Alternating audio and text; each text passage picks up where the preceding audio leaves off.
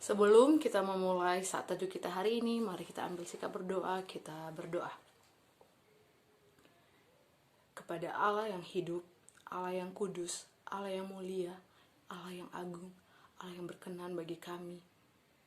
Biarlah Engkau yang terus-terusan menyatakan dirimu kepada kami. Kami bersyukur ya Tuhan buat segala sesuatu yang telah Engkau kerjakan dalam kehidupan kami. Kami bersyukur buat kasih karunia-Mu, kami bersyukur buat hati-Mu kepada kami. Terima kasih ya Tuhan telah hadir ke dalam dunia dan menyelamatkan kami manusia yang berdosa ini. Sebentar ya Allah, kami ingin mendengarkan firman-Mu. Biarlah Allah yang berotoritas tinggi dalam firman ini. Biarlah Allah yang menunjukkan siapa dirimu kepada kami pribadi lepas pribadi.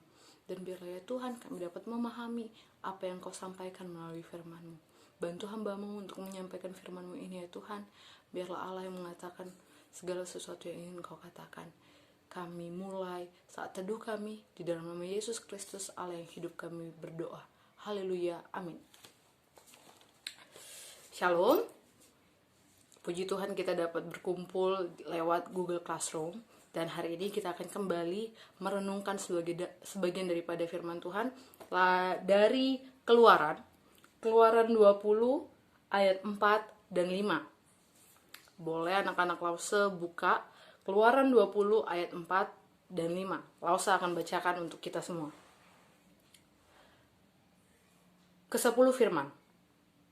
Jangan membuat bagimu patung yang menyerupai apapun yang ada di langit, di atas, atau yang ada di bumi, di bawah, atau yang ada di dalam air, di bawah bumi. Jangan sujud menyembah kepadanya, atau beribadah kepadanya.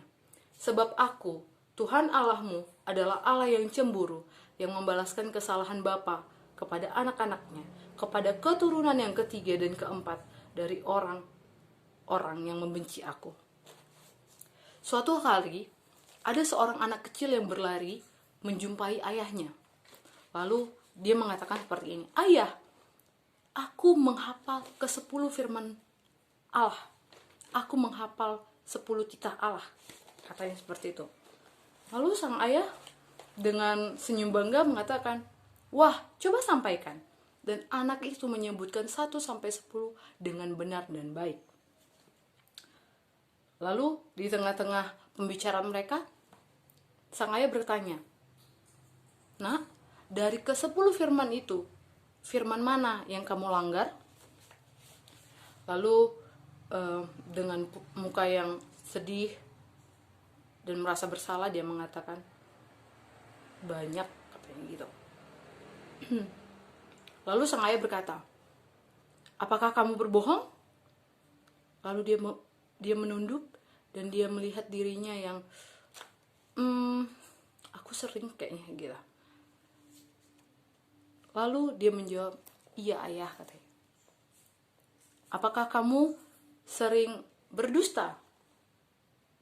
"Iya." "Apakah kamu mengingini milik sesamamu?" "Iya." Lalu dia diam dan berpikir. Ketika dia berpikir, dia mengatakan seperti ini, "Tapi ayah, ada satu hal yang tidak kukerjakan." "Apa itu?" "Aku tidak pernah membuat patung berhala." Dia mengatakan itu. Lalu sebenarnya apa patung berhala itu? Kenapa dia disebut berhala? Berhala adalah segala sesuatu yang menggantikan posisi Allah. Segala sesuatu yang menggantikan posisi Allah. Kamu bisa saja mengatakan, "Aku tidak membuat patung." Kamu bisa saja mengatakan, "Aku tidak memahat apapun sebagai patung untuk kusembah." Tapi penyembahan berhala tidak hanya berupa patung pahatan di luar. Tapi berhala sebenarnya adalah patung yang kau pahat sendiri di dalam dirimu. Berhala adalah segala sesuatu yang bukan Allah. Tetapi dari segala sesuatu itu, kamu menikmatinya. Kamu mencari segala sesuatu yang baik bagimu, dan kepadanya kamu dan Lause pun memberi hati, kepercayaan, pengharapan, pikiran, tenaga, dan seluruh orientasi hidup itu adalah berhala. Berhala yang membuat kita tidak bisa menyembah Allah dengan benar, karena kita menggantikan posisi Allah yang sebenarnya di dalam diri kita. Berhala adalah segala sesuatu yang kita cintai lebih daripada Allah sendiri.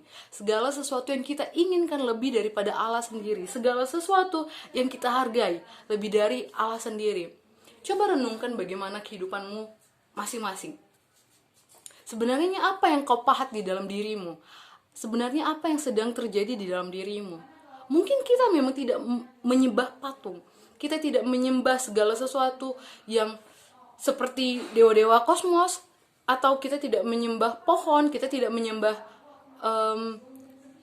dewa-dewi, kita tidak menyembah itu. Tapi ingatlah bahwa berhala adalah segala sesuatu yang kamu pahat di dalam hatimu.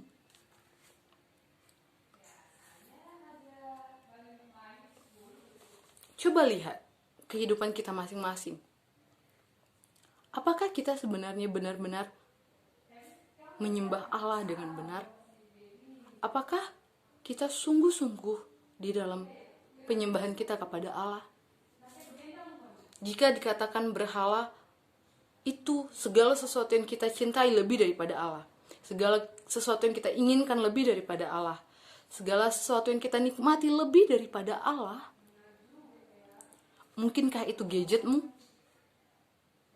Mungkinkah itu adalah hobimu? Mungkinkah itu adalah game online-mu, belanjaan-belanjaanmu? Mungkinkah itu pacarmu? Apa sebenarnya berhala yang terjadi dalam dirimu, pribadi lepas pribadi? Coba renungkan dan minta Allah yang tuntun diri kita untuk mengenal Allah lebih lagi. Sekali lagi, berhala bukan bercerita tentang patung, dewa-dewi yang dulu kita dengar disembah oleh masyarakat di Indonesia atau dimanapun. Dia juga bukan berbicara tentang sesajen yang kita tahu bahwa beberapa masyarakat memberikannya. Bukan. Berhala adalah segala yang engkau cintai lebih daripada Allah sendiri. Itu berhala. Apa yang harus kita lakukan? Pertama, kita harus sadar apa sebenarnya berhala yang ada di dalam diri kita. Apa yang sebenarnya menghambat kita untuk mengenal Allah. Apa yang sebenarnya benar-benar membuat kita mencintainya lebih daripada Allah. Membuat kita benar-benar menginginkannya lebih daripada Allah. Mari menyadari itu. Pribadi lepas pribadi. Lalu yang kedua, mari setelah kita menyadarinya, kita memohon ampun kepada Allah. Memohon ampun atas segala hal yang membuat kita menggantikan posisi Allah di dalam diri kita pribadi lepas pribadi. Dan meminta Allah bekerja di dalam diri kita. Tidak ada kata terlambat. Setiap orang akan diterima Allah jika dia ingin kembali. Dan yang terakhir, mengganti berhala dan memilih Yesus sebagai Tuhan dan Juru Selamat pribadi kita masing-masing. Mari dilihat diri kita masing-masing. Lause tidak mengatakan bahwa Lause sempurna dan tidak mempunyai berhala. Bisa saja berhala Lause adalah gadget. Bisa saja berhala Lause adalah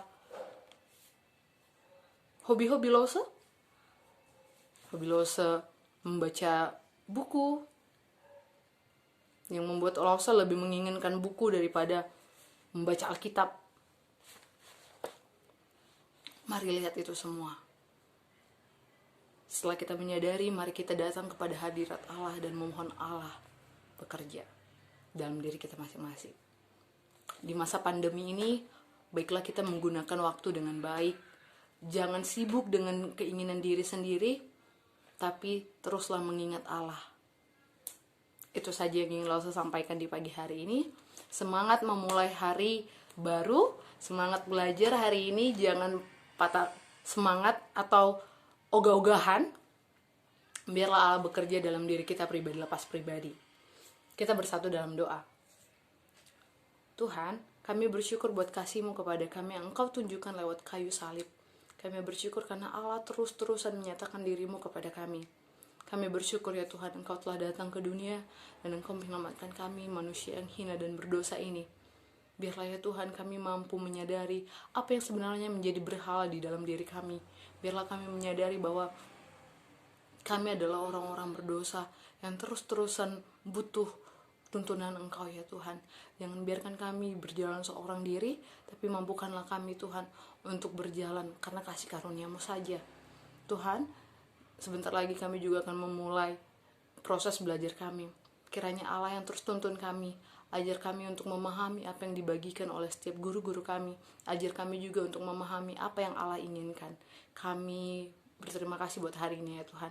Kami tutup saat teduh ini di dalam nama Yesus Kristus, Allah yang hidup dan menyelamatkan. Kami berdoa, haleluya, amin.